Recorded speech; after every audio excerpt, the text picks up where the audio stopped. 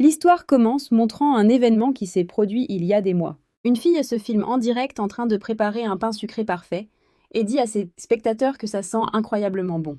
Ils deviennent fous avec les commentaires dans le chat. Elle montre à quel point le pain est moelleux et élastique, puis termine le direct, ses spectateurs attendant la prochaine recette. Satisfaite du résultat, elle dit que c'était un succès. Sa belle amie l'interrompt, lui demandant si elle est prête, et ajoutant qu'elles vont être en retard pour le rendez-vous.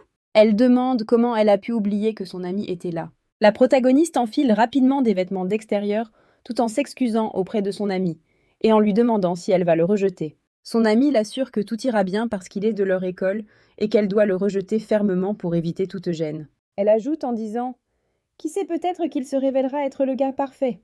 La belle amie Choa reçoit toujours beaucoup de déclarations parce qu'elle est jolie, et les gens sont tous gentils au début. Mais certains deviennent méchants après avoir été rejetés, et c'est pourquoi la protagoniste l'accompagne pour être le garde du corps de son amie. Ajin attend dans un parc voisin et envoie un message à son amie pour lui faire savoir qu'elle va surveiller. Elle lui dit de l'appeler si quelque chose ne va pas. Elle est un peu soulagée que le gars soit de leur école, mais elle restera tout de même vigilante et surveillera son amie. Choi répond par message, remerciant et assurant Ajin qu'elle va vite régler ça et partir. Ajin répond juste par un message de bonne chance pendant qu'elle attend dehors. Elle remarque qu'il fait vraiment froid aujourd'hui et cherche un chauffe-main. Quand elle est soudainement interpellée par un inconnu, un homme grand commence à lui parler. Il demande s'il pourrait lui demander son chemin et où il devrait aller pour se rendre au centre sportif culturel. Elle répond rapidement en regardant son téléphone pour obtenir les bonnes directions et lui dit de prendre le bus plutôt que le métro. Il lui dit de ne pas se presser et ajoute qu'ils sont en train de filmer une émission là-bas.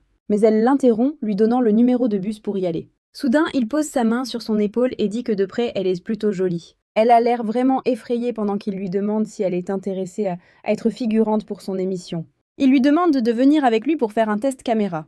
Il continue de la retenir et dit qu'elle peut rencontrer des célébrités sur le lieu de tournage. Il lui demande à nouveau si elle veut venir. Face à cette soudaine impolitesse, elle se fige et peut à peine prononcer un mot pour le rejeter. Elle réalise alors qu'elle a très peur de lui et qu'elle ne peut ni parler ni courir. Heureusement, un autre homme attrape le poignet du grand gaillard. Incapable de se libérer, le grand homme demande qui est ce type. Ajin est soulagée d'être aidée, mais il semble qu'elle le reconnaisse. Il lui demande si elle va bien. Le grand homme se met en colère et commence à crier, demandant comment ce petit morveux ose s'immiscer. Il lui dit de lâcher prise. L'autre homme tord rapidement le bras de l'agresseur et le jette au sol où il hurle sous l'impact. La police arrive rapidement et emmène le grand homme qui continue de crier qu'il n'est pas un agresseur. Ajin, submergée par tout cela, se met à pleurer bruyamment, disant qu'elle ne tomberait jamais dans le piège du test caméra. L'homme l'interrompt, disant qu'elle devrait utiliser ses pieds si elle ne peut pas utiliser ses mains. Elle réalise alors qu'il est Park Jun-woo, son camarade de classe, car il est le meilleur élève. Même si elle ne connaît pas encore beaucoup de monde à l'école, elle le connaît tout en pleurant. Elle le remercie de l'avoir aidé et dit qu'elle pensait mourir de peur et se demande pourquoi il est là. Il sourit et répond que ce ne sont pas ses affaires, mais maintenant qu'il l'a sauvée, elle peut bien lui rendre un service, bien sûr. Elle accepte parce qu'elle n'aime pas devoir des choses aux gens. Il rit et pour le service, elle pourrait lui prêter sa batterie externe. Choquée par sa demande, elle hésite à lui donner son bien le plus précieux. Il explique qu'il regardait un match de basket et que sa batterie est morte au moment le plus crucial. Elle fait de son mieux pour refuser, disant qu'elle rentre bientôt chez elle et ne peut pas simplement la lui prêter. Son amie les remarque tous les deux dehors tandis que Junwoo insiste sur le fait que si elle n'aime pas devoir des choses aux gens, elle devrait la lui prêter. À l'intérieur du café, le garçon avec son amie lui demande une réponse à sa déclaration, mais son amie continue de fixer les deux dehors. Elle se lève et lui dit que ce n'est pas le bon moment pour en parler et qu'il devrait lui laisser du temps pour réfléchir. Elle prend ses affaires et part disant que quelque chose d'urgent est arrivé. Elle le verra à l'école. Dehors, Ajin ne cesse de demander combien de temps il aura encore besoin de sa batterie externe. Il lui dit d'attendre car il ne l'a même pas encore branchée. Choi s'approche des deux dehors et attrape Ajin disant « Rentrons à la maison ». Jung-ma continue de les fixer tous les deux, ne comprenant pas ce qui se passe. Choi lui rend son sourire pensant que peut-être il est ami avec le garçon qu'il aime et qu'il sera utile. Les deux sont partis et elle a continué à traîner Eugène sans rien dire. Alors, la protagoniste demande si quelque chose s'est passé, pourquoi elle est si pressée et que sa batterie externe est restée derrière. L'amie sourit et dit que ce n'est rien. Sa mère n'arrête pas de l'appeler pour qu'elle rentre vite, c'est pour ça qu'elle presse Ajin. Elle la serre dans ses bras et lui demande comment ça s'est passé, et elle dit qu'elle lui racontera sur le chemin du retour. Le lendemain matin, après s'être dit au revoir, chacune va à son cours et promet de se retrouver au déjeuner. En marchant vers son propre cours, elle réalise qu'elle n'a pas bien dormi parce qu'elle s'inquiète pour sa batterie externe. Peut-être aurait-elle dû la garder à la maison comme un héritage familial. Des filles regardent par la fenêtre de la classe, disant qu'il est beau et que c'est pour ça qu'elles sont venues dans cette école. Ajin entre dans la salle de classe tout en regardant le fan club de Junwoo, pensant que peut-être toute cette attention est fatigante, mais il ne semble pas s'en soucier. Elle s'approche de lui en disant « Excusez-moi » et demande à voix basse s'il se souvient d'elle et s'il a la batterie externe avec lui. Il la regarde fixement et se lève juste pour dire qu'il a en fait laissé la batterie externe à la maison, mais qu'il lui en achètera une meilleure. Elle panique, disant que ce n'est pas nécessaire, que l'ancienne est précieuse et qu'il devrait la porter demain.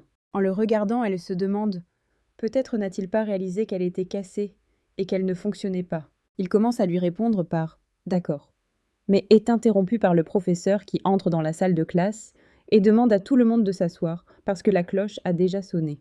Après la fin du cours, c'est l'heure du déjeuner.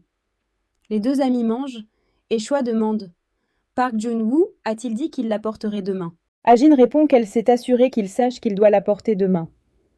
Son amie propose que peut-être elle devrait le rencontrer après l'école aujourd'hui et récupérer la batterie pour elle. Elle s'enthousiasme et demande si ce sera trop de problèmes pour son amie, mais Choi dit que ce n'est rien et qu'elle est contente d'aider. En ricanant, après la fin des cours, il commence à pleuvoir dans le bus.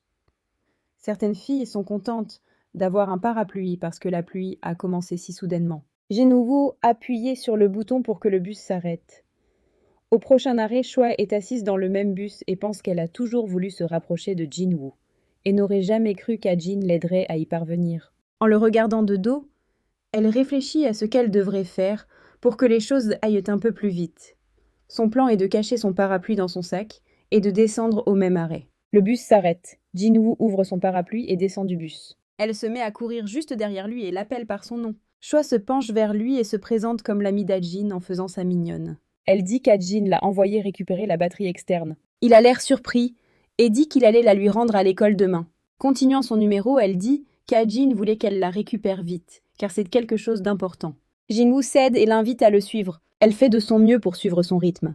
Après avoir marché un moment, elle demande si sa maison est encore loin, car ils ont déjà pas mal marché. Il s'arrête et dit qu'elle devrait attendre devant. C'est là qu'elle remarque qu'ils ont marché tout ce chemin le long d'un long mur et elle est surprise. Elle demande si sa maison s'étend de là où ils ont commencé à marcher jusqu'à là où ils sont maintenant. Il se contente de confirmer en souriant. Elle réalise qu'il est riche, un excellent élève et beau. Il serait le petit ami parfait pour elle. Faisant à nouveau sa mignonne, elle dit qu'elle a été trempée par la pluie en chemin et qu'elle a vraiment froid. Peut-être qu'elle pourrait se sécher un peu à l'intérieur. Elle fait de son mieux pour avoir l'air pitoyable afin qu'il ne refuse pas et dit qu'elle a froid. Elle regrette de ne pas avoir pris son parapluie aujourd'hui. Il lui donne juste son parapluie et dit qu'il revient tout de suite. Elle pourra l'utiliser après ça. Il entre et elle reste figée sur place, furieuse de la situation. Elle reste là essayant de comprendre comment il ose la refuser. Mais elle l'accepte et pense que s'il était trop facile, ce ne serait pas amusant. Ça faisait longtemps qu'elle ne s'était pas sentie aussi compétitive. Le lendemain, au dépanneur, Agent a faim car elle a trop dormi et n'a pas pu prendre de petit déjeuner. Alors elle va acheter quelque chose pour tenir jusqu'au déjeuner. Elle a choisi quelques articles et le total était de moins de 5 $. Mais le caissier lui dit que sa carte n'a pas de fonds. Pendant ce temps, la file d'attente s'allonge. Choquée d'avoir dépensé tout son argent de poche ce mois-ci, elle a demandé au caissier de ne facturer que le lait à la banane. Il dit que c'est toujours insuffisant et lui demande si elle a une autre carte. Les gens dans la file commencent à se plaindre de la longue attente et elle demande maladroitement d'annuler tout. Mais quelqu'un derrière elle dit de payer avec sa carte. Elle a l'air surprise de voir Junwoo là et il paye ses affaires. Ils marchent ensemble vers l'école mais l'ambiance semble juste gênante. Elle brise la glace en le remerciant et dit qu'elle le remboursera demain. Il lui dit de ne pas s'inquiéter car la question de la batterie externe est toujours en suspens. Elle réalise alors qu'il n'est pas si froid et indifférent voyant qu'il s'est inquiété de rendre la batterie externe tout ce temps. En plaisantant sur la situation, il dit qu'il pensait entendre son estomac gargouiller toute la journée s'il ne lui achetait pas la collation. Alors il les observe de loin et ne comprend pas pourquoi ils sont ensemble et agissent amicalement. Juste après être entré dans la salle de classe, Ajin demande à Jinwoo s'il a sa batterie externe. Il dit que son ami l'a eu hier. Elle a l'air contente que Choi l'ait déjà, et elle la récupérera plus tard pendant que Choi essaie toujours de comprendre ce qui se passe entre ces deux-là. Après les cours, Ajin et Choi montent à l'étage quand Choi dit qu'elle n'a pas la batterie externe parce que Junwoo l'a jetée. La protagoniste a l'air confuse parce qu'il a dit que son ami l'avait eu hier. Choi demande sans détour si Agent croit Jinwoo plutôt qu'elle, et agent frustré, dit que ce n'est pas ça. Elle n'avait juste jamais pensé qu'il était comme ça. Pourquoi mentirait-il alors qu'elle est triste à cause de la batterie externe? Choi la console et elle se souvient quand son père a fait le même geste en lui offrant la batterie externe pour son anniversaire. Choi dit « Je sais que cette batterie externe était si précieuse pour toi. » De retour dans sa chambre, elle pense « Pourquoi est-elle si attachée à une batterie externe, si bon marché et qui ne charge même pas bien ?» C'est à ce moment-là qu'elle a dit au MC de ne pas s'approcher de Park Jun-woo le lendemain. Odion se prépare à confronter Jun-woo en réfléchissant à la façon dont elle va s'y prendre, puisqu'il ne semble pas très intéressé. Pendant ce temps, Choi ne supporte plus d'entendre la protagoniste parler de la batterie externe. Elle demande à Agent pourquoi elle tient tant à quelque chose venant de quelqu'un qu'elle connaît à peine, et lui rappelle que ça ne fonctionnait même pas correctement. Et qu'elle ne reverra probablement jamais la personne qui le lui a donné. La protagoniste rétorque en disant que Choi sait à quel point c'est important pour elle. Désintéressée, son amie change de sujet, demandant si Ajin pourrait lui prêter une couverture. Comme elle a oublié, la sienne Ajin entre alors dans la pièce pour prendre la couverture. Mais elle tombe sur plusieurs personnes rassemblées devant son bureau. Elle s'approche et demande ce qui se passe. Les filles lui demandent si c'est son anniversaire après tout. Quelqu'un lui a laissé un cadeau. Ne comprenant rien, Woojin ouvre la boîte, car ce n'est pas son anniversaire aujourd'hui. Elle est stupéfaite, car à l'intérieur de la boîte, il y a un chargeur portable rose exactement comme son ancien, avec son nom gravé dessus. Elle se demande qui a bien pu le laisser sur son bureau. Serait-ce Choi qui aurait essayé de lui offrir un cadeau après avoir réalisé qu'elle était contrariée? Elle se pose la question, mais elle réalise que ce n'est pas possible, car les deux sont venus à l'école ensemble. Les filles de la classe commentent la beauté du cadeau et se demandent si une lettre n'indiquerait pas qui l'a envoyée. À ce moment, Jun-woo entre dans la salle de classe demandant à Choi de ne pas bloquer le passage. Quand elle réalise que c'est lui, elle le salue rapidement de manière mignonne mais est complètement ignorée. Elle réalise que Jun-woo était probablement la seule personne de toute l'école à l'ignorer et pense que c'est parce qu'il ne se soucie que de ses études. Mais c'est mieux que d'être un coureur de jupons. Les murmures continuent autour d'Ajin, les gens se demandant si elle n'aurait pas un béguin secret. Ajin dit non, que ça n'a rien à voir avec ça, mais elle est aussi curieuse de savoir qui c'est. Pendant que Jun-woo, à son bureau, observe attentivement chaque mot et mouvement d'Ajin, Choi et remarque tout. Elle commence à se méfier, mais elle ne croit pas qu'il puisse aimer Ajin. Pour interrompre la situation, elle mentionne la couverture à la protagoniste. Ajin s'excuse et lui tend la couverture, lui proposant de se retrouver à l'heure du déjeuner. Avant de quitter Choi, il jette un autre coup d'œil à Jun-woo pour voir s'il le regarde, mais il est simplement en train d'étudier. Le professeur appelle tout le monde et annonce qu'aujourd'hui sera une première journée de formation sur la façon de sauver des vies. Tout le monde se rassemble sur le terrain, et la protagoniste commence à se demander qui a bien pu lui donner le chargeur. C'est peut-être Jun-woo, même si Cho a dit que Jun-woo l'avait jeté et que lui a dit l'avoir rendu. Ajin se demande toujours s'il est vraiment possible que ce soit lui qui lui ait donné le nouveau chargeur, mais elle ne peut toujours pas en être sûre. Alors qu'est-il arrivé à l'ancien chargeur après tout? Le professeur commence le cours en montrant comment effectuer des compressions thoraciques. Et avec beaucoup d'efforts, il demande si tout le monde a compris, après tout c'est assez épuisant. Et il leur demande de se mettre par deux pour s'entraîner. Ajin appelle immédiatement une fille à côté d'elle.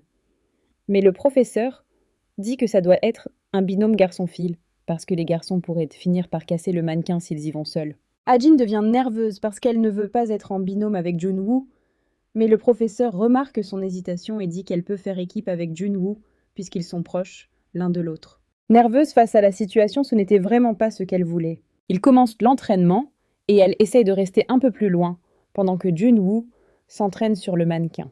Le professeur loue sa façon de faire et demande pourquoi Ajin ne participe pas. Il l'invite à essayer aussi trop nerveusement. Elle commence à effectuer les compressions sur le mannequin, remarquant le peu d'effort qu'elle y met. Jun-woo plaisante, disant que le mannequin est déjà mort. Embarrassée, elle dit que non, mais il continue de le répéter. Si le mannequin était une vraie personne, elle serait déjà morte. Se défend-elle, disant qu'elle avait juste peur d'appuyer trop fort et de blesser quelqu'un. Jun-woo explique que c'est normal et que parfois même des côtes se cassent pendant les compressions thoraciques. Cela la choque de voir à quel point c'est dangereux. Il explique qu'il vaut mieux casser quelques côtes que de laisser quelqu'un mourir, alors il continue de s'entraîner. Le professeur était content de les voir interagir et est appelé par un autre professeur à la porte. Comme il va pleuvoir, le professeur a décidé de demander à partager le terrain avec l'autre classe. Il accepte. Après tout, pour l'entraînement d'aujourd'hui, ils n'auront besoin que d'une partie du terrain. Bien sûr, Choi est l'une des filles qui arrive avec la nouvelle classe et remarque Ajin et Jun-woo s'entraîner ensemble. Suivant les instructions, La protagoniste appuie plus fort sur la poitrine du mannequin et devient nerveuse à cause de la sensation et du bruit que cela a produit. Alors que Junwoo rit de sa réaction, il dit que ce n'est pas comme ça qu'on fait et qu'il va lui apprendre. À ce moment-là, il lui attrape la main et la tire vers le mannequin. Mais comme elle ne s'y attendait pas, elle perd l'équilibre et tombe juste sur lui. Cela mène presque à la scène classique de la chute accidentelle et du baiser. Le professeur, observant tout, leur dit de pratiquer les compressions thoraciques. Toute la classe commence à rire, mais Choi est clairement irritée par la situation. Elle est particulièrement irritée parce qu'elle avait prévenu Hajin de ne pas s'approcher de lui. Plus tard, en classe, Hajin essaie de comprendre pourquoi Choi ne semble pas aller bien. Mais la méchante dit seulement que son estomac ne va pas bien depuis la nuit dernière et que ça n'a fait qu'empirer après l'activité physique. Hajin propose de l'accompagner à l'infirmerie pour prendre des médicaments et se reposer, mais Choi refuse. Choi dit qu'elle se sentira mieux après une sieste, puisque la pause déjeuner est presque terminée, alors elle devrait aller manger. Cependant, en vérité, ce que Choi pense, c'est qu'elle ne supporte même pas de regarder le visage d'Hajin. Incapable de supporter la situation plus longtemps, elle demande si Hajin peut aller seule chercher la nourriture et faire comme si elle était avec elle. Après tout, elle ne veut pas que son amie ne mange pas. Hajin est touchée par le geste de son amie et dit qu'elle ira seule. Elle dit à Choi de ne pas s'inquiéter et de prendre ses médicaments. Mais en réalité, la fausse Choi réfléchit à comment séparer Hajin et Junwoo, espérant que le chargeur n'était pas un cadeau de sa part. À la cafétéria, Hajin se sent un peu mal à l'aise de manger seule parce qu'elle trouve ça un peu bizarre. Mais elle est vite interrompue par Junwoo et son amie qui lui demandent pourquoi elle est seule et où est son ami. Junwoo tire simplement une chaise à côté d'elle et s'assied. Elle est choquée qu'il s'assoie avec elle et Junwoo lui donne simplement ses saucisses à manger. Son ami s'agace car après tout les saucisses sont la meilleure partie de ce déjeuner. Hajin continue de penser qu'il fait tout ça parce qu'il se sent mal d'avoir jeté son chargeur essayant de briser l'ambiance gênante. Junwoo plaisante en disant qu'elle doit manger pour devenir plus forte car elle n'a même pas pu se retenir et est tombée sur lui pendant le cours. Elle est super gênée et dit qu'en fait, elle n'est tombée que parce qu'il l'a tirée de nulle part.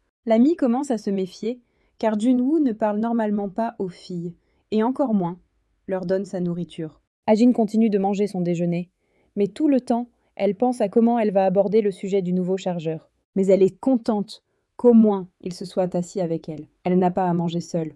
Quand elle réalise qu'elle était reconnaissante pour ça, elle s'irrite et essaie de se faire croire qu'elle allait très bien avant et n'avait besoin de personne. L'ami se lève pour aller chercher plus de nourriture. Pendant ce temps, Hajin continue son plan sur la façon de parler du chargeur. Et Junwoo ne comprend pas pourquoi elle mange sans arrêt. Le lendemain matin, Hajin quitte la maison en retard et est sur le point de rater le bus, mais heureusement, elle y arrive juste avant le départ du bus.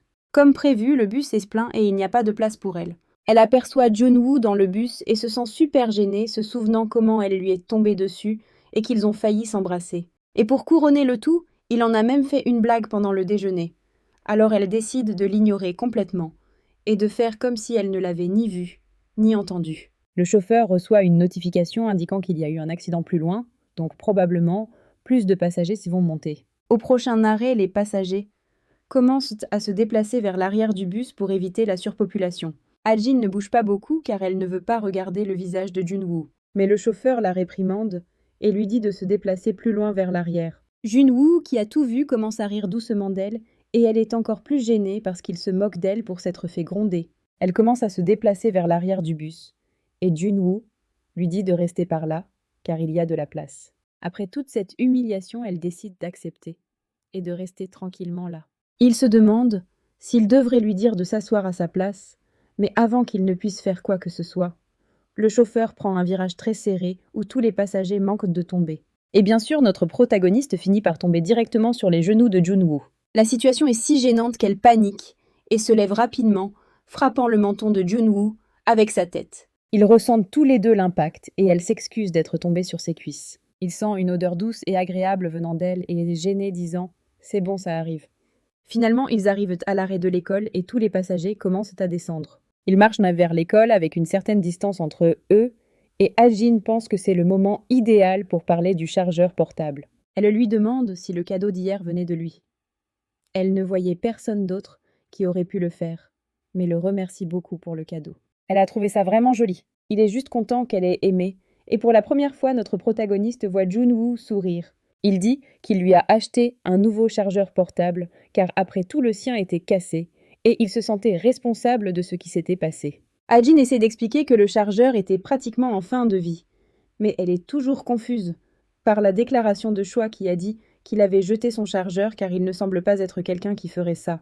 Mais elle décide de laisser tomber et le remercie à nouveau disant qu'elle va beaucoup utiliser le chargeur. Et bien sûr, pendant que ce moment sentimental se déroule entre les deux protagonistes, Cho-hee observe tout d'en face et devient de plus en plus jalouse et irritée par l'atmosphère entre eux. Car pour elle, Junwoo devrait sortir avec elle, pas avec Ajin. Elle envoie rapidement un message au premier gars qui lui a avoué ses sentiments, lui demandant de se rencontrer. Et il est super excité pensant qu'elle lui donne enfin une chance. Elle lui demande d'amener un ami disant que son ami est très intéressé par son ami mettant en place le plan parfait pour conquérir Junwoo. Le jour du rendez-vous, Junwoo attend devant le cinéma l'arrivée de son ami et lui envoie un message pour savoir s'il est déjà en route. Il est surpris par une voix féminine qui l'appelle. C'est Choi. Elle a apporté du café et du soda et les lui offre. Il est confus de savoir pourquoi elle est là et même de lui offrir une boisson. Et elle explique qu'elle a apporté les boissons parce qu'après tout, ils vont regarder un film ensemble. Il répond qu'il ne regarde aucun film avec elle et que son film est sur le point de commencer, alors elle devrait partir. Il appelle son ami pour savoir ce qui se passe. Jongmin s'excuse et dit que tout cela arrive parce qu'il veut sortir avec Choi. Et pour que cela se produise, il doit regarder un film avec son ami qui l'aime bien. Mais Jongmin a décidé qu'au lieu qu'ils regardent tous le film ensemble, il serait préférable qu'ils le regardent uniquement avec Cho-hee et Junwoo avec son ami. Confus par toute la situation, Junwoo répond que son ami se trompe, car Cho-hee est là, et avant qu'il ne puisse finir de parler, Cho-hee attrape son téléphone et raccroche. Elle avoue ce qu'elle fait et cache simplement son téléphone disant qu'elle l'aime. Il devient encore plus confus, et elle admet qu'elle a menti à Jongmin disant qu'elle voulait regarder un film juste avec Junwoo. Elle avoue aussi que la fois où elle a dit être allée chercher le chargeur portable d'Ajin, elle mentait aussi juste pour pouvoir lui parler parce qu'après tout, elle l'aime. Il réalise enfin que tout cela était un coup monté par Choi, depuis le début, et avant qu'il ne puisse dire quoi que ce soit, elle lui demande ce qu'il pense d'elle, et dit qu'elle veut qu'il la connaisse mieux. L'ignorant, il lui a demandé son téléphone, mais elle refuse de le rendre, et dit que si c'est à cause de Youngmin, elle se fera un devoir de le rejeter, et demande à Junwoo de simplement répondre à ce qu'il ressent pour elle. Face à la situation, il reste silencieux, tandis qu'elle est sûre qu'il va l'accepter et lui rendre ses sentiments. Mais il rompt finalement le silence, et dit qu'il ne l'aime pas. Choquée par la réponse, elle ne comprend pas comment il a pu la rejeter. Elle n'avait jamais été rejetée auparavant et ne sait pas quoi dire. Dans cette situation, bien sûr, notre méchante recourt à la manipulation émotionnelle, et se met à pleurer, lui demandant comment il peut la rejeter, sans même y réfléchir une minute. Il est sûr de sa décision et il n'y a pas besoin d'y réfléchir, et demande son téléphone. En pleurs et choquée par sa réponse, elle fait de son mieux pour le convaincre de réfléchir davantage à elle et à ses sentiments. Exaspéré par la situation, il repousse sa main et lui dit de ne pas le toucher. Et puisqu'elle ne veut pas rendre le téléphone, elle peut le garder. Et il s'en va la laissant seule devant le cinéma. Elle est furieuse d'avoir été humiliée de la sorte, mais elle est sûre qu'elle ne laissera pas passer ça. Et l'interpelle, lui disant de prendre le téléphone. Il se retourne, essayant de mettre fin à la situation, et dit qu'il ne l'aime pas. Et que ce soit en bien ou en mal, elle ne l'intéresse pas. La seule chose qu'il veut en ce moment, c'est qu'elle rejette Youngmin et qu'elle lui présente ses excuses. À ce moment-là, elle fait tomber les boissons par terre et on dirait qu'elle a vraiment perdu. Mais évidemment, notre méchante principale n'allait pas laisser passer ça si facilement. Alors elle regarde le café renversé et crie faisant semblant de s'être brûlée. Évidemment, notre protagoniste allait l'aider. Alors il va à la pharmacie et achète des pansements pour soigner sa fausse brûlure. Elle est folle de joie qu'il lui accorde au moins un peu d'attention à cause de cette fausse brûlure, et pour la première fois, elle a l'impression de vraiment tomber amoureuse de quelqu'un. Et pendant qu'il essaie de la concentrer sur sa main, elle dit que son cœur s'emballe parce qu'il lui tient la main. Il se lève rapidement, lâche sa main et dit qu'il s'en va. Et la fille naïve croit qu'il est juste gêné. Avant qu'il ne parte, elle lui rend son téléphone et s'excuse pour son comportement. Il lui tourne le dos et s'en va, tandis qu'elle reste là folle amoureuse, pensant vraiment qu'il est parti par timidité. Pauvre fille tellement naïve. Plus tard chez Choi, l'agente arrive complètement désespérée et inquiète de la blessure de son amie. Et Choi lui demande juste de parler plus doucement parce qu'elle a une terrible migraine. L'agente remarque que les pansements sur la main de Choi sont très mal faits et demande à y jeter un œil. Cependant, Choi se souvient du moment où Junwoo a fait ses pansements et retire rapidement sa main. Notre protagoniste pense qu'elle a juste très mal, mais elle le cache en disant qu'elle a juste peur que quelqu'un touche sa main brûlée. Et réalise qu'elle doit être plus prudente pour ne pas révéler ses vrais sentiments. Elle change rapidement de sujet et demande d'où vient cette délicieuse odeur. Ce qu'Ajin a apporté. C'est un petit pain qu'Ajin a elle-même préparé dès qu'elle a appris que Choi était blessé et qu'elle lui a apporté à manger. Son amie les Quintet s'est contente car elle adore les petits pains d'Odian et lui dit d'aller dans sa chambre. Pour regarder Netflix et manger, bien sûr, elle allait faire semblant d'être malade, juste pour qu'Odian fasse tout. Et c'est exactement ce qu'elle fait. Elle dit que sa main est blessée et demande à Agent de mettre la table pour qu'elle puisse manger. En mettant la table, notre protagoniste remarque que la poubelle est gênante et décide de la déplacer. Mais quand elle regarde à l'intérieur de la poubelle, elle voit quelque chose qui ressemble à un chargeur portable rose. Dès qu'elle ramasse le chargeur, elle voit son nom écrit dessus et réalise que c'était son ancien chargeur. Ne comprenant pas entièrement ce qu'elle voit, elle demande à Choi pourquoi son chargeur portable est dans la poubelle. Shohei admirait ses bandages de Junwoo et avait oublié qu'elle n'avait pas sorti la poubelle. La preuve était toujours là, évidemment. La protagoniste continue de questionner et demande si ce n'était pas Junwoo qui l'avait jeté, pourquoi serait-il chez Cho-hee. Sans savoir quoi dire, Cho-hee fixe à Jun en essayant de trouver une solution pour s'en sortir. Et puis elle décide de dire qu'en fait elle l'a ramassé, après que Junwoo l'ait jeté à la poubelle. Elle a dit qu'elle passait devant sa maison et avait remarqué dans sa poubelle quelque chose de rose qui ressemblait à un chargeur portable. Comme elle a trouvé ça vraiment sans cœur de sa part, elle a décidé de prendre le chargeur de la poubelle pour son amie. Mais le mensonge ne dure pas longtemps, car Ajin sait que Choi n'aime pas toucher les choses sales. Elle continue d'essayer de dire qu'elle ne l'a fait que parce que c'était quelque chose d'important pour son amie. Mais même s'il semble habituellement qu'Ajin tombe facilement dans les mensonges de Choi, cette fois ça ne se passe pas si facilement. Elle insiste disant qu'elle l'a fait en pensant à son amie même si c'est quelque chose qu'elle déteste faire. Sachant à quel point c'était important pour Ajin et qu'elle ne l'avait pas rendu plus tôt parce qu'elle ne trouvait plus où elle l'avait mis. Elle prétend qu'elle est extrêmement vexée d'être interrogée ainsi par son amie. Notre protagoniste naïve s'approche de Choi et lui fait un câlin. C'est ça, elle est tombée dans le panneau et a remercié son amie d'être si formidable, faisant quelque chose qu'elle n'aime pas juste pour sa meilleure amie. Alors elle se réconcilie et la vie continue. Le lendemain, le professeur commence le cours en informant les élèves qu'ils devront faire le devoir en binôme. Et pour éviter toute gêne, les professeurs ont eux-mêmes formé les binômes. Ils n'ont pas beaucoup aimé l'idée, mais le professeur leur dit de vérifier les binômes avant de se plaindre. Tout le monde se précipite vers la feuille pour voir qui sera le partenaire de Junwoo, et clairement c'est notre protagoniste Aojin. Les gens disent quelle chance elle a d'être en binôme avec quelqu'un d'aussi intelligent.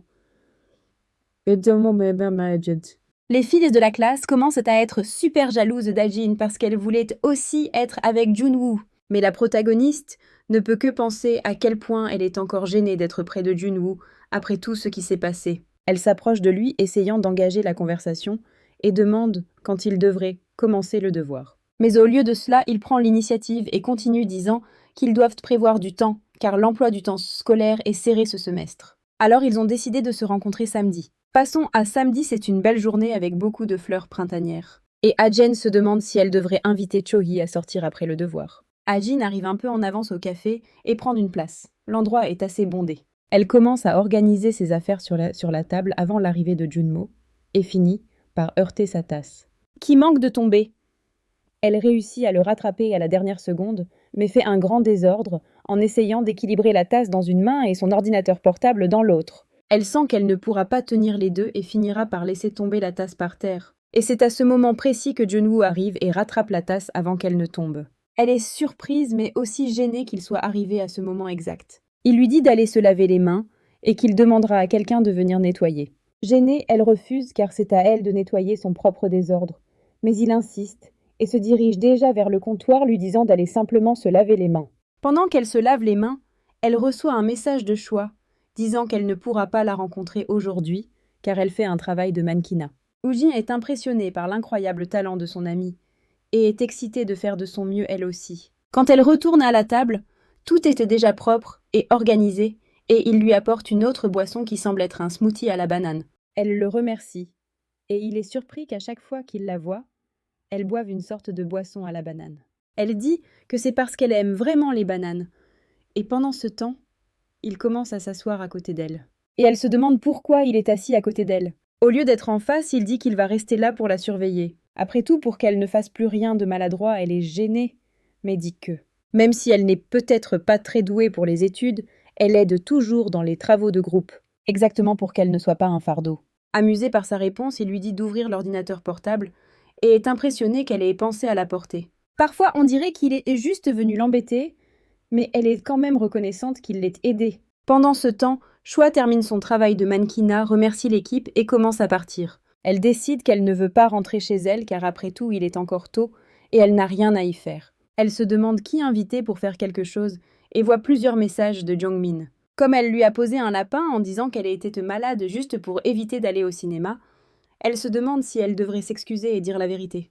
Puis elle envoie un message disant qu'elle aime quelqu'un d'autre et qu'elle ne veut plus qu'il lui envoie de messages. Juste comme ça, assez cruel. N'ayant rien d'autre à faire, elle décide d'aller au café où Odien avait dit qu'elle ferait son projet. Et c'est là que le problème commence. Elle arrive au café et finit par voir Ajin avec un garçon dont le dos est tourné. Et elle ne savait pas que le devoir serait avec un garçon de leur classe. Avant de les approcher, elle prend soin de vérifier son apparence pour s'assurer qu'elle est jolie. Pendant ce temps, Ajin est impressionné que Junwoo fasse tout le devoir en anglais sans avoir besoin d'utiliser un traducteur. Et il le fait rapidement et facilement jusqu'à ce qu'elle remarque que son téléphone sonne. C'est Jongmin, il répond.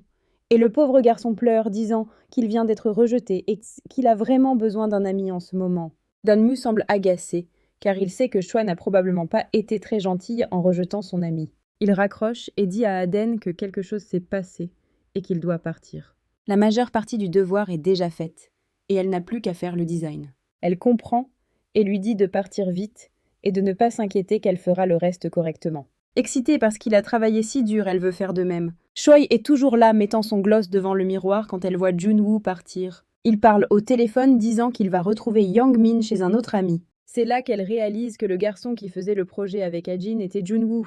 Elle décide de s'asseoir derrière Ajin sans rien dire, jusqu'à ce que le protagoniste finisse son travail et décide d'aller aux toilettes. À ce moment-là, elle en profite pour trafiquer l'ordinateur d'Ajin et ruiner tout le projet. Parce que si les fichiers disparaissent mystérieusement, Junwoo n'aura pas de bonnes notes et sera probablement en colère contre Ajin. C'est ce qu'elle pense. Cependant, les choses ne sont pas si faciles, car l'ordinateur d'Ajin a un mot de passe. Elle essaie l'anniversaire d'Ajin, mais apparemment ce n'est pas ça. Après avoir essayé quelques autres numéros qu'elle pensait probables, elle semble douter, mais essaie quand même, et parvient à déverrouiller l'ordinateur. Il s'avère que le mot de passe était l'anniversaire de Choi. Un peu émue de réaliser que son amie l'aime vraiment, elle décide de ne pas tout supprimer. Et à la place ne laisse que la première et la dernière page. Elle arrange tout pour que lorsque l'agent reviendra, elle envoie simplement l'email sans rien vérifier, et s'enthousiasme imaginant la réaction d'Ajin le lendemain.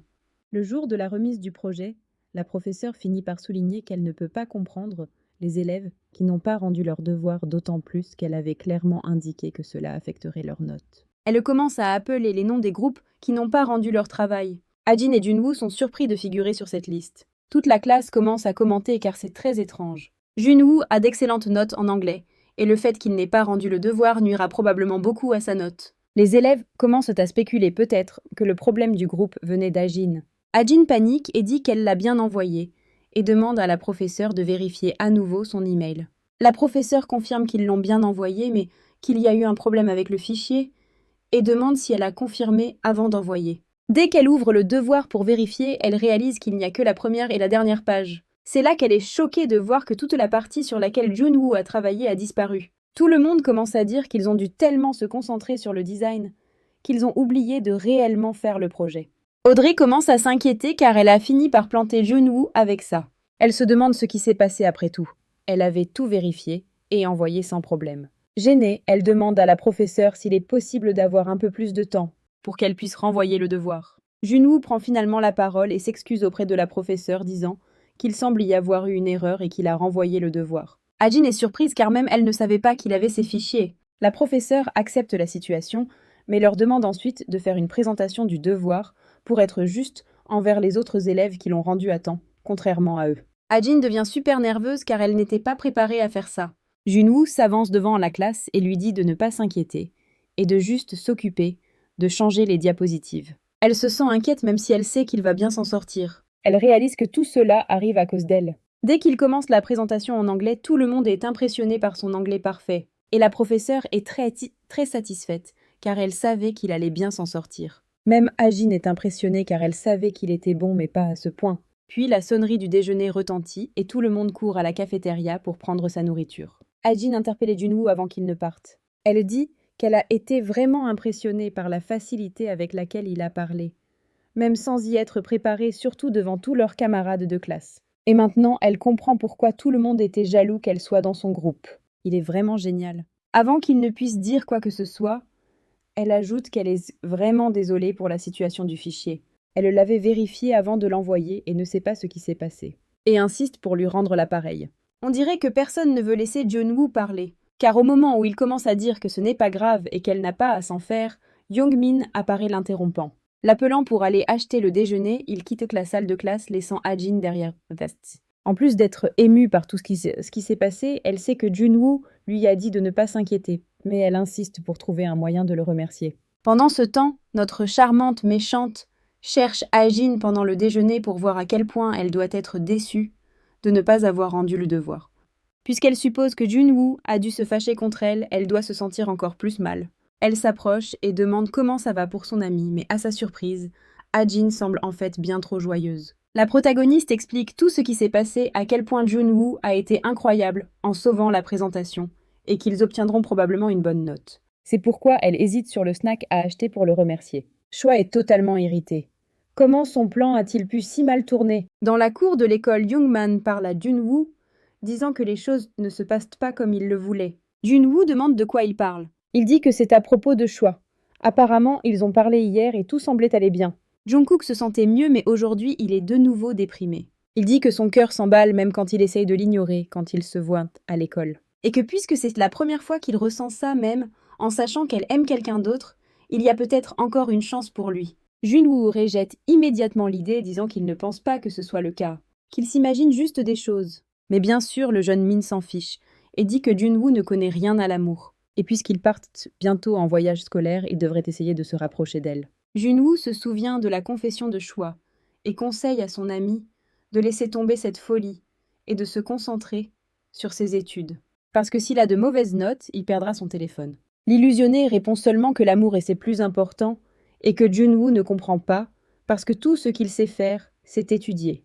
Et il n'a personne avec qui il veut voir les fleurs de printemps. Jun-woo naît.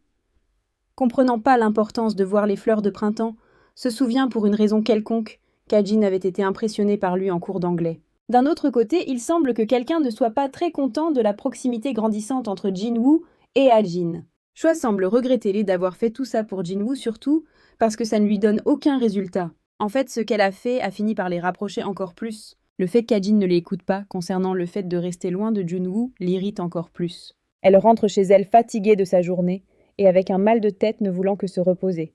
Mais en ouvrant la porte, elle entend une dispute à propos de divorce. C'est le père de Choi qui est simplement venu demander le divorce à sa mère. Ils se disputent beaucoup, et Choi ne comprend pas pourquoi il vient, même si à chaque fois qu'il le fait, ils se battent comme ça.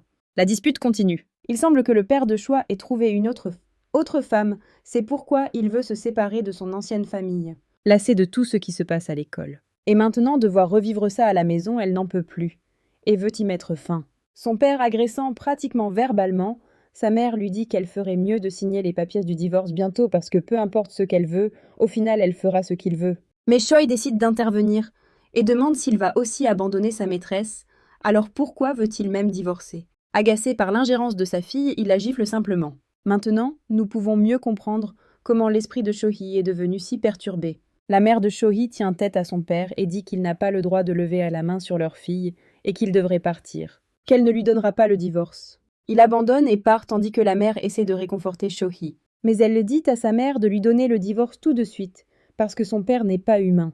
Maintenant, il la frappe même. Mais la femme semble être dans le déni, et dit qu'elle ne peut pas dire ça, parce qu'après tout, c'est son père, et il a toutes les raisons d'être en colère. Choi finit par crier sur sa mère, disant qu'elle est pire que son père de laisser cette situation perdurer ainsi. Choi finit par s'enfermer dans sa chambre, se demandant comment elle va changer la vie qu'elle mène actuellement.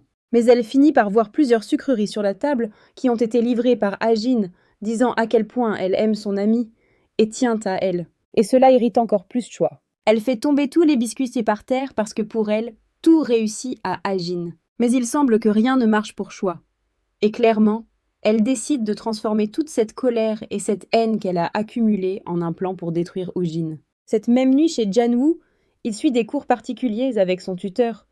Mais il n'arrête pas de penser à pourquoi à ce moment-là avec les fleurs. Il s'est souvenu d'Ajin et cela fait remarquer à son tuteur qu'il est distrait par quelque chose. Le tuteur commente que c'est la première fois qu'il voit Junmoo distrait. Il minimise et dit qu'il était juste dans la lune, mais le tuteur insiste un peu, lui demandant s'il est peut-être amoureux de quelqu'un. Et bien sûr, avant qu'il ne puisse répondre, il se souvient une fois de plus de notre cher protagoniste, Ajin. Pour la première fois, on voit le personnage principal, Junwoo, rougir en pensant à elle. Le tuteur lui demande d'être plus attentif mais continue la leçon. Pendant ce temps, chez la seule personne qui n'a aucune idée de tout ce qui se passe en coulisses, elle cuisine à nouveau, préparant des cookies pour ses amis pour la sortie scolaire de demain. Ses parents rentrent du travail et lui demandent de ne pas se coucher trop tard, car elle aura une grosse journée demain. Elle dit qu'elle finit juste les cookies pour ses amis et qu'elle ira se coucher bientôt. Il commente que ses amis doivent être vraiment chanceux de recevoir tout cet amour de leur fille. Son père, enthousiasmé par tout ça, finit par donner un peu d'argent à Ajin pour qu'elle puisse profiter de demain et acheter quelques cadeaux. De retour dans sa chambre, préparant ses affaires pour la sortie de demain, elle décide d'apporter son chargeur portable. En regardant les deux options qu'elle a maintenant, elle se souvient de quelque chose qui s'est passé il y a 1 an dans le dortoir de l'université It. Ajin essaie de convaincre les autres filles de rester dormir car après tout c'est le premier jour du camp. Cependant, elles ne sont pas du tout intéressées à passer toute la nuit là-bas. Elles ne l'ont fait que pour les points supplémentaires, mais ça n'en vaut pas la peine. Elles se souviennent aussi qu'Ajin s'est fait gronder en classe pour s'être assoupie et qu'elle ne se soucie même pas de ses notes. Alors elles devraient toutes partir ensemble. Elle décide alors d'accepter la suggestion car elle ne veut pas rester seule dans le noir. Elles essaient de s'éclipser discrètement pour que l'instructeur ne les remarque pas. Mais elles sont prises au dépourvu quand la lumière s'allume et que l'assistante de l'instructeur les surprend en train de s'échapper. Ajin est complètement impressionnée par l'assistante et convainc les filles de retourner dans la chambre. Elle rougit et pense que pour la première fois, elle ressent peut-être ce que c'est de tomber amoureuse au premier regard. À l'époque, elle se souvient ne pas savoir comment elle avait eu le courage, mais elle a décidé de lui parler et de lui demander son numéro de téléphone. Numéro de... Il parlait presque tous les jours, mais tout a changé quand il a eu une petite amie. Cela a brisé le cœur de notre protagoniste, même si elle savait que pour lui, elle n'était peut-être qu'une étudiante rencontrée lors d'un camp. Et c'est à ce moment-là que nous réalisons qu'en fait, celui qui a donné le chargeur portable n'était pas le père d'Ajin, c'était le premier amour de sa vie. Autant, pour moi. Elle se sent heureuse rien qu'en regardant le chargeur et se demande comment il va ces jours-ci. Retour au présent.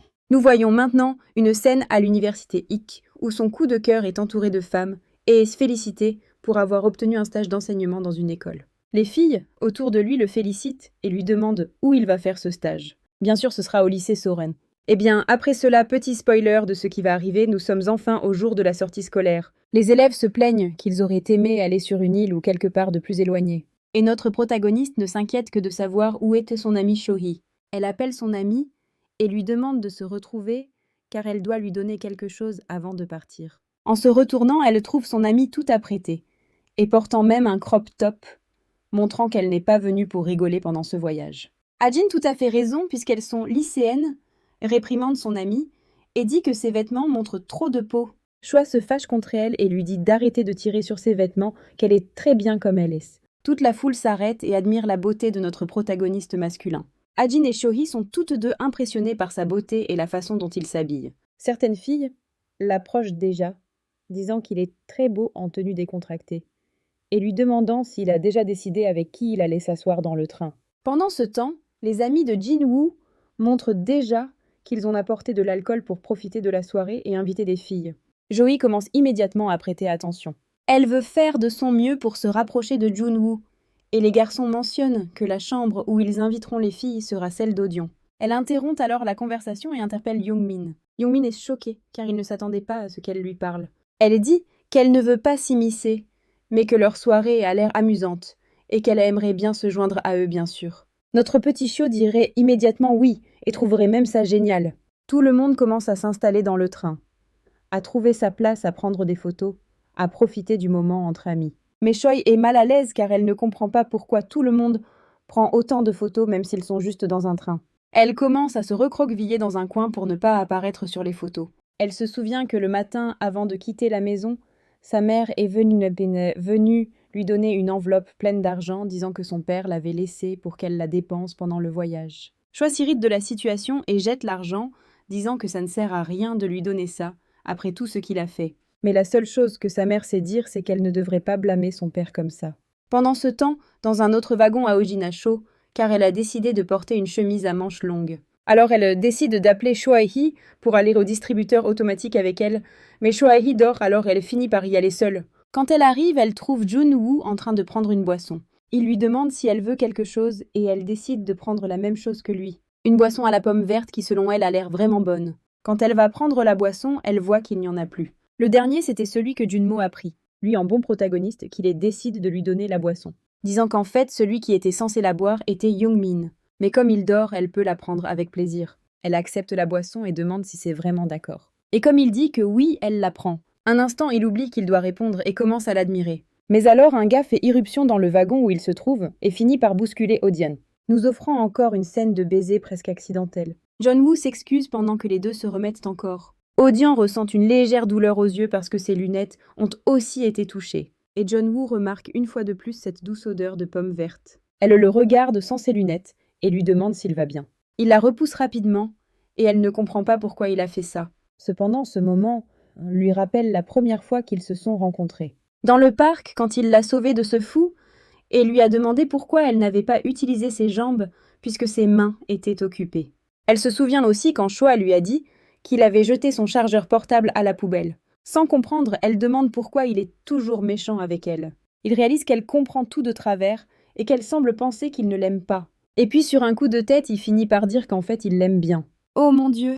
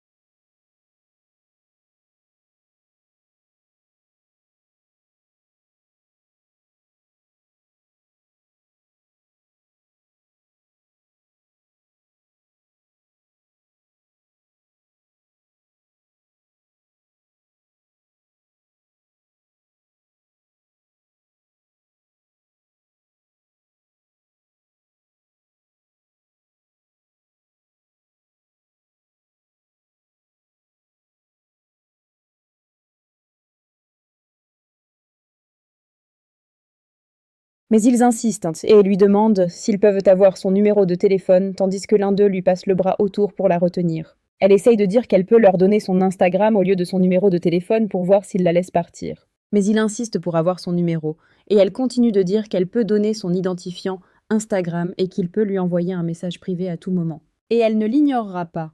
Cependant, comme ils sont trois, elle commence à s'inquiéter un peu, car elle ne sait pas si elle pourra s'en sortir. Et elle ne veut vraiment pas donner même son Instagram. Et c'est là que notre protagoniste apparaît pour sauver sa meilleure amie, en criant que le professeur leur a dit de ne pas parler aux gens qui ne sont pas de l'école. Elle attrape la main de Choix et court. Les gars, ne nous suivez pas. Mais il ne semble pas qu'ils vont laisser tomber. Ils continuent de courir sans regarder en arrière. Alors Kajin est furieuse que ces gars aient osé faire ça à son amie, et sans réaliser que son amie sera toujours à ses côtés pour détendre un peu l'atmosphère. Choix dit qu'elle n'a pas besoin de parler formellement de ces gars, parce qu'ils n'ont qu'un an de plus qu'elle, qu'ils sont probablement aussi en voyage scolaire, et elle se met à rire de la situation.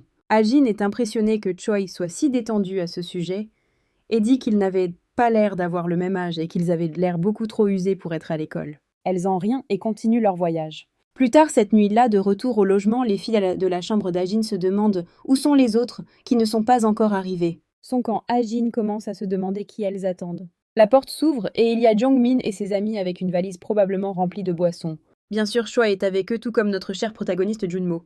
Les filles ne semblent pas très contentes de la présence de Choi et sont perplexes. Ajon n'a même pas réalisé que Junmo est là, qu'il n'est venu que pour s'excuser auprès d'elle, car il n'apprécie même pas ce genre de rassemblement. Quand elle réalise qu'il est là, elle se sent un peu découragée, tandis que les autres filles de la chambre sont super excitées. Tout le monde s'assoit, discute et grignote des chips.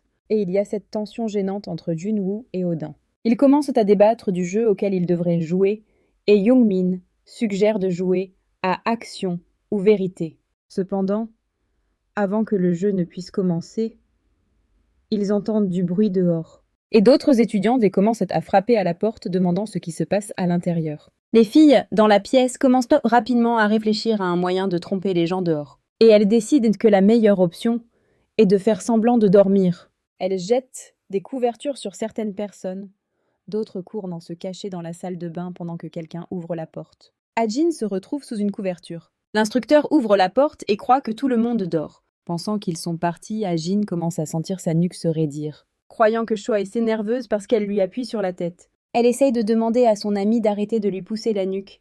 Mais quelqu'un lui dit de rester silencieuse jusqu'à ce que l'alarme de son téléphone sonne et que la lumière s'allume pour qu'elle puisse enfin voir qui est à côté d'elle. Et bien sûr, c'est notre protagoniste Junwoo. Les deux restent sous la couverture, leurs visages beaucoup trop proches l'un de l'autre, mais ils ne bougent pas et continuent juste à se regarder jusqu'à ce que l'alarme cesse de sonner.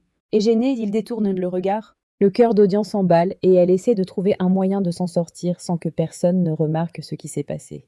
Et la seule chose à laquelle elle peut penser à ce moment-là, c'est qu'il va probablement la repousser comme il l'a fait dans le train, puis se moquer d'elle parce que pour une raison quelconque, elle est arrivée à la conclusion qu'il la déteste vraiment. Je ne sais pas comment non plus. Ils restent silencieux dans la même position jusqu'à ce que quelqu'un dise qu'ils sont partis et que les lumières puissent être allumées. Quand les lumières s'allument, le jeune Min réalise qu'il a marché sur quelque chose. Et quand il regarde, ce sont les lunettes d'Ajin. Junmo se redresse et retire rapidement la couverture et elle remarque qu'il semble en colère. Même si elle ne voulait pas non plus se retrouver dans cette situation, elle ne comprend pas pourquoi il a l'air fâché si elle ne l'a pas fait exprès. Mais en vérité, notre pauvre protagoniste est juste gêné d'avoir été si proche d'Ajin et son objectif initial en venant ici était seulement de s'excuser pour ce qui s'était passé dans le train, pas de se retrouver dans une situation encore plus embarrassante. Il va vérifier si Ajin va bien, mais quand il la regarde, elle est en état de choc total, parce que le jeune Min a marché sur ses lunettes et les a cassées. Il s'excuse rapidement d'avoir marché sur ses lunettes, mais nerveusement, il prononce mal son nom. Au lieu de dire Ajin, il dit Adik, ce qui ressemble au nom d'un chiot. Tout le monde se met à rire et il est encore plus gêné, car non seulement il a mal prononcé son nom, mais il a aussi causé tout ce chaos avec les lunettes. Elle dit que ce n'est rien et que demain elle ira chez le médecin pour avoir de nouvelles lunettes. Et donc ils reprennent ce qu'ils faisaient avant, c'est-à-dire commencer les jeux. La première à piocher un papier est Choi, et sa mission est de donner une collation à quelqu'un dont elle veut se rapprocher. Elle choisit Jongmin qui est surpris car il ne s'y attendait pas. Les garçons deviennent super jaloux de Jongman et Ajin est impressionné par la façon dont Choi s'est amélioré dans ses relations avec les autres. Mais en fait, le plan de Choi était de rendre Junwoo jaloux. Cependant, il s'en fichait complètement. Dans sa tête, ce visage inexpressif signifie en fait qu'il est tellement jaloux qu'il ne peut même pas le montrer. Pour aller plus loin, elle dit que Youngmin est très mignon pour essayer de le rendre encore plus jaloux. Et le pauvre Youngmin s'est ravi pensant que tout est merveilleux. Ensuite, ils font tourner la bouteille et les prochains choisis sont Ajin et Junwoo. Jungmin leur pose la question « Qui vous dérange le plus dans cette pièce ?» Tout le monde est impatient d'attendre la réponse, et comme ils pensent tous les deux à la même chose, ils se fixent du regard pendant 1 minute sans que personne d'autre ne comprenne rien. Ils détournent rapidement le regard, pensant que peut-être ils ne sont pas vraiment dérangés. L'un est venu juste pour s'excuser, et l'autre ne veut pas être près de quelqu'un qu'elle pense la détester. Tout le monde est impatient d'avoir une réponse. Pourtant, elle ne comprend pas ce que cet échange de regards signifiait. Ils commencent à commenter que cela semble suspect. Pourquoi se sont-ils regardés sans rien dire? Et aucun d'eux n'a encore répondu à la question. Comme ils ont mis trop de temps à répondre, ils doivent tirer un gage. Eugene tire un papier qui dit de prendre une photo de la porte de la chambre du professeur. Eh bien, Junwoo en choisit un qui dit qu'il n'a pas à faire de gage. Mais comme aucun n'a répondu à la question, ils doivent tous les deux relever le défi. Ajin a choisi les amis, disent déjà que s'ils se font prendre, ils ne doivent pas mentionner le jeu, ni revenir là-bas. Ajin semble un peu inquiète car elle devra faire cela avec Junwoo, même si elle n'est pas à l'aise en sa présence. Leurs amis essaient de les encourager, et Cho-hee dit que si Ajin ne veut pas y aller, elle peut y aller à sa place. Mais Youngmin l'interrompt rapidement et dit que ce n'est pas autorisé et qu'ils sont prêts à partir. Tout le monde doit rentrer avant que quelqu'un ne se fasse prendre. Ajin dit au revoir à ses amis et s'en va. Choi reste en arrière agacé de ne pas avoir pu échanger sa place avec Ajin. Pendant ce temps, les gens commencent à dire à quel point Ajin est plus jolie sans lunettes. Une Choi jalouse ne peut que penser à comment ils peuvent penser ça alors qu'elle est juste là. Sont-ils aveugles pour qu'elles doivent attirer l'attention sur elles-mêmes? Elle attrape la main de quelqu'un et lui dit de retourner à l'intérieur pour continuer le jeu. Retour à nos deux protagonistes. En se dirigeant vers la chambre du professeur Junwoo, ne peut que penser à la façon dont il va aborder la conversation pour s'excuser de ce qui s'est passé dans le train. Après tout, il a eu cette chance d'être seul avec elle. Il ouvre la fenêtre pour montrer qu'en face, il y a une chambre avec une lumière allumée qui est probablement celle du professeur. Ajin peut à peine faire attention car la seule chose à laquelle elle peut penser est de vouloir partir. Parce qu'elle est complètement mal à l'aise et qu'il fait froid, elle dit qu'il devrait descendre et couper par le jardin. Mais avant qu'elle ne puisse commencer à marcher, Junwoo l'appelle. Il commence à parler de ce qui s'est passé dans le train, mais avant qu'il ne puisse finir sa phrase, un surveillant apparaît demandant qui est là. Avant que le surveillant ne puisse les attraper, Junmo attrape la main d'Odion et ils commencent à courir. Rapidement, il se glisse dans une pièce et se cache derrière un mur pendant que le surveillant remarque la fenêtre ouverte et la ferme. Les deux restent immobiles, sans faire de bruit, respirant à peine pour éviter d'être pris. Mais ils restent main dans la main. Jeon-woo est le premier à briser le silence, demandant « Pensez-vous que le professeur est déjà parti ?» Et c'est à ce moment-là qu'Odion réalise qu'ils se tiennent la main et retire rapidement la sienne. L'ambiance gênante habituelle s'installe et il s'excuse, mais le surveillant les entend parler et revient en courant pour vérifier. Eden commence à devenir nerveuse car s'ils se font prendre, ils perdront probablement des points. À l'école. Alors Jinwoo décide de se lever et lui dit de rester là. Elle lui demande ce qu'il va faire. Alors que le surveillant commence à ouvrir la porte, Junwoo l'ouvre le premier et sort faisant semblant de parler au téléphone. C'est le meilleur élève de l'école, donc le surveillant est en fait content de le voir, pensant que ça aurait pu être des fauteurs de troubles. Heureusement, ce n'est que Junwoo, et il lui demande ce qu'il fait là. Notre protagoniste s'excuse et dit qu'il parlait au téléphone et qu'il sait qu'il n'aurait pas dû traîner. Le surveillant dit que c'est bon, qu'il n'y a pas de problème. Et Ajin remarque à quel point il est traité différemment parce que c'est Junwoo.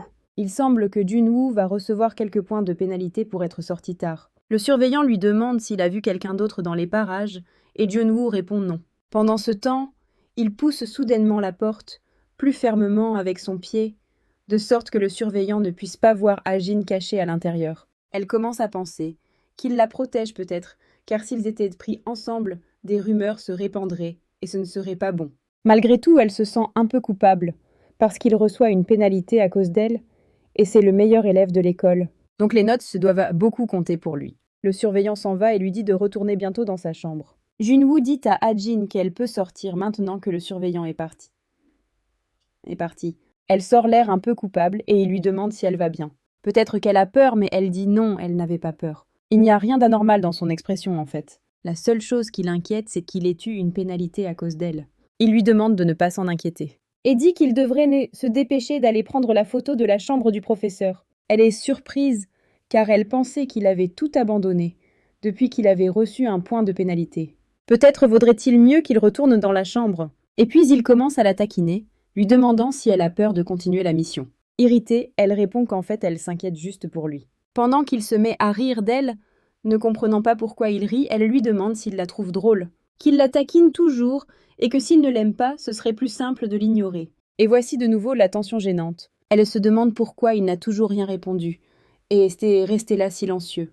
Il pose simplement sa main sur sa tête et dit que même s'il plaisante avec elle, il ne ferait jamais rien pour la maltraiter. Qu'il ne la déteste pas et c'est pour ça qu'il est venu jusqu'ici. Il continue d'avancer et lui dit de se dépêcher pour qu'il ne se fasse pas prendre à nouveau. Cette romance avance-t-elle enfin? J'espère bien que notre héroïne va commencer à s'éclaircir les idées dans les prochains chapitres. Ou alors sa meilleure amie complètement dingue pourrait bien faire quelque chose pour éloigner encore plus notre duo principal. J'espère que vous avez apprécié l'histoire. N'oubliez pas de cliquer sur le bouton j'aime pour que je sache que vous aimez ce genre de contenu et d'activer la cloche de notification pour être le premier à voir ma prochaine vidéo. Bisous et à la prochaine.